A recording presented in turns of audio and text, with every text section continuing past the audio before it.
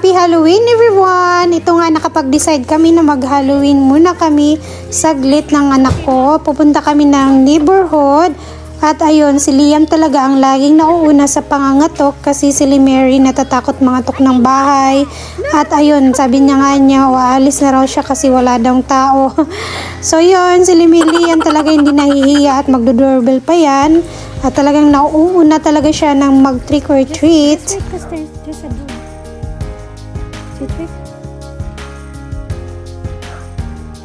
I think they're not wet. They're here.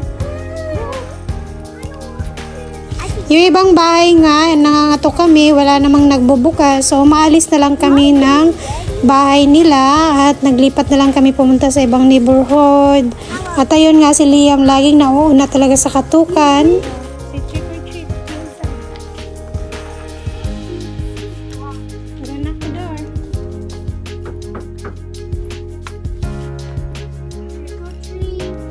Just wait.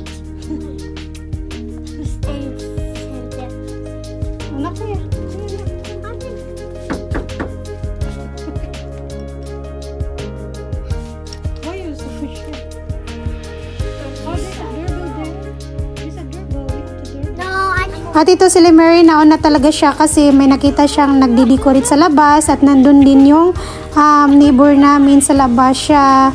At least mas okay sa kanya yung ganyan kasi alam niya na may candy yung bahay.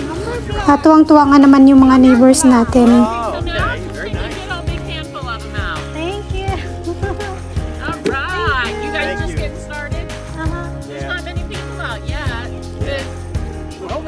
Yeah, we just supposed to have school tomorrow, so yeah. You think? Yeah. Have fun, guys. Good. Bye-bye. Happy Halloween.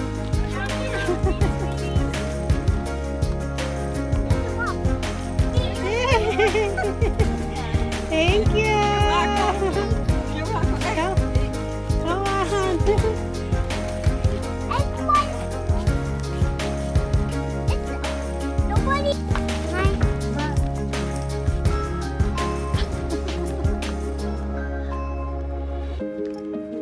At ayun, uuwi na rin kami. Konting candy lang naman yung nakuha namin. At syempre, kami din mag-aantay din kami sa bahay kasi alam ko may mga ngatok din mga bata. At ayun, yung mga candy na nakuha namin ngayon at yun, ipamimigay din namin sa mga nangangatok na bata.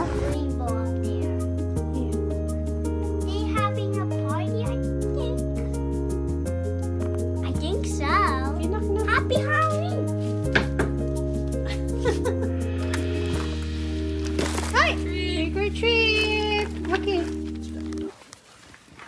Oh, See that Christmas tree? yeah. Okay. Mary, why don't you just give candy to them? Okay. I'll put a whole bucket in there, right?